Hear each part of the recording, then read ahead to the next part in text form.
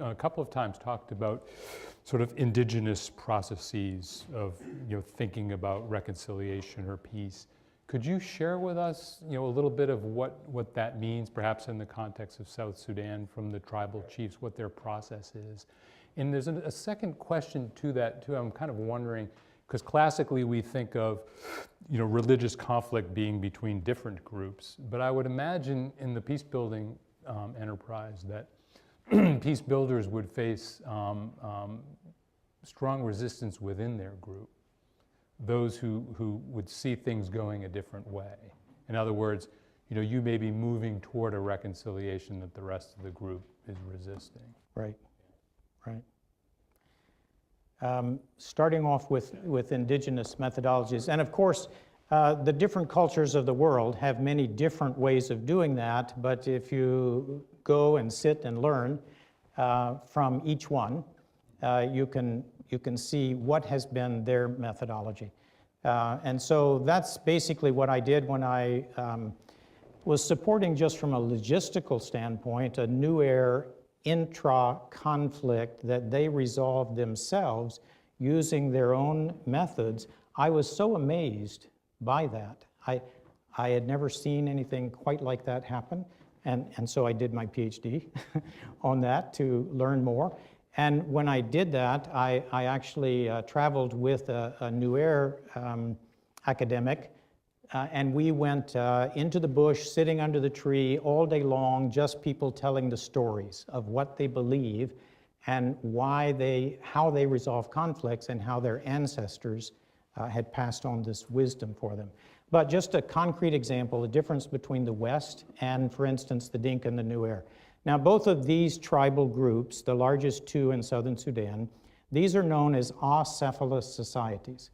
A means no, and cephalous means head. So they have no hierarchy.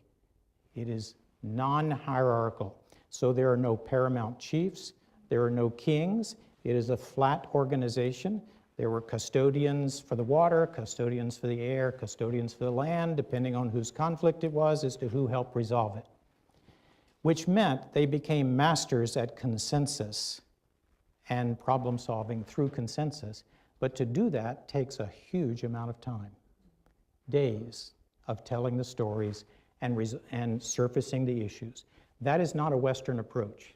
Westerners usually want you to send a delegation who is authorized to decide for you and sit in smoke-filled rooms and sometimes be in very nice hotels and shuttle back and forth and maybe spend millions of dollars and then go back. But if you go back into that kind of setting, they don't accept that as having credibility. That's one example. So their methodology has to be drawn from the people as to how they actually make decisions and how they resolve conflicts. What I also discovered, particularly with the Dinka and the Nuer, is that rituals, and they have various religious aspects to it, are very, very powerful. And if the rituals are not employed, then the people get the message the peace has not been established. And so in this case, for a peace to actually be reached and the covenant to be finished, there must be then a white bull who's brought out. All the sins of the people who for all these years must be confessed over the bull. In each one, they have a little different ways they do it as to how they take the bull down, but the bull must be killed, taken him down by hand, put his neck up toward the rising sun, slit his throat, bleed him out. Say to people, if you violate this covenant, your blood will flow like the blood of the bull. So you have, and then there are all kind of water rituals and sprinkling rituals. But not only that, because it's an oral culture, then they need to enroll the people in the peace. You can't just print it and send it out through email. It doesn't work that way. And so after the peace agreement, then the spiritual leaders would go to different holy sites and they would reenact the slaughtering of the bull and enlist the people in the commitment to the peace and also give the judgment that if you violate this, your blood will flow. So these are very different approaches, but they actually bring the people into the peace. instead of just pronouncing that there's an agreement.